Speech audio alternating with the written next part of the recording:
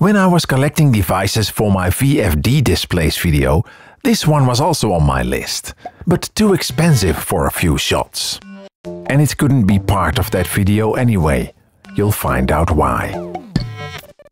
This beast of a receiver from 1989 has 89 buttons. I've never seen this many buttons on a receiver. And the remaining space houses the beautiful dual display. And there is something unusual about it. The segments have a faint glow that changes with the viewing angle. And unlike VFDs, it has no refresh rate. And in slow motion, segments fade in and out. In Super Macro, we can also see microscopic tubes instead of beads that separate the glass panels of this LCD. In essence, it's not that different from this LCD, but inverted. And they used a smart trick to get rid of the background glow that you normally see on backlit LCDs. When removing the cover, you can better see that indeed there is light behind the displays. This light comes from tiny incandescent bulbs, of which you can see some light leakage here. To demonstrate how they prevented the background glow, I'll use this transparent clock again, which has been featured before. To invert it, you need to rotate one of the polarizers. I used a new clean one for that. But this gave a very poor contrast, so I replaced both.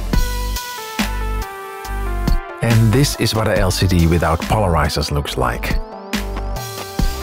But apparently these polarizers didn't work at all with this LCD, and I accidentally reinvented the color-coded twisted the display with the colors. So I had to use the original polarizers. Rotated one, placed a diffusion sheet and a little LED light, and there we are, an inverted backlit LCD. But how do you get rid of the background glow? Well, based on a picture of the manual, I created an inverted version and printed that to size. And all I had to do then was place it between the backlight and the LCD. Glow blocked. A light-blocking material here in front of the LCD prevents it from glowing. The red parts are achieved with a simple color filter. I was hoping to replace that with my own wild color scheme, but the color seems to be glued or even printed on the back of the LCD. It's too valuable to try and take that off. Still, here's an edit of what could be possible.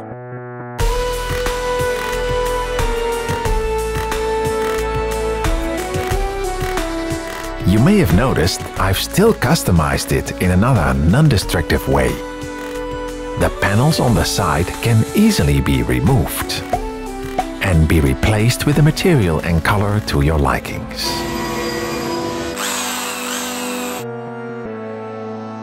In only 2 hours I went from idea to result and completely transformed the look of this JVC RX 1001V for only €13.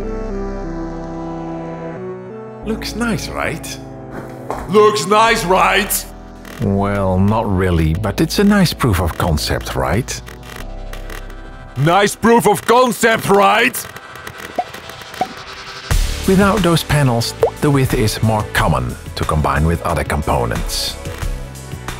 Being from the Super Digifine line, it has a digital equalizer that you can also control with the LCD touchscreen remote. I thought the unit from that dual system was big for its time, but this one is also very big for its time. It's a normal infrared remote that only sends information. The LCD touchscreen changes depending on your selection. What looks like dust on the display seems to be some kind of coating that's wearing off. And it's not a tear-off plastic. But even without that problem, the display isn't very clear. But thankfully, a big red button on the side provides light. Kind of. This too is a tiny incandescent bulb, now with a green filter. The remote needs 6 AAA batteries, of which 2 are specifically for the light. The black plastic has some glitter, which also looks like dust when filmed. This LCD touchscreen remote isn't that practical, but hey, it's definitely the second coolest remote I've had my hands on. Oh, and you can disable that tone if you want.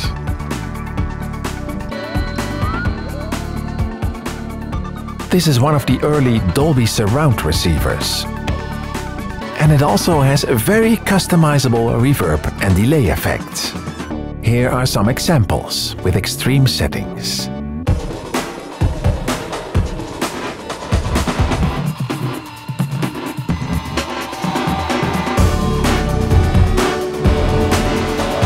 It seems I can only isolate the effect on one of the stereo channels by changing the surround balance. It's a weird control.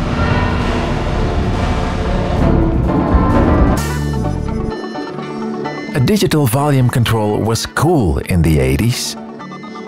Some devices even faked that by controlling a motor inside the unit. But this one is truly digital. With a mute button. It also has a digital balance control. Being a receiver, it also has a radio tuner.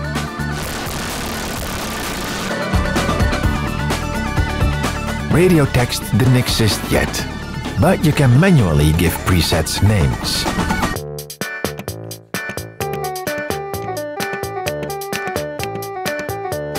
I'm assuming I don't have to tell you anymore that old things break. I got it so you don't have to. If you haven't had enough of this, on my lazy channel I press all 89 buttons. And you can support me on Patreon. I post some stuff there too. And check out my music, although I'm not sure what I did here. Anyway, thanks for watching, and I hope to see you soon.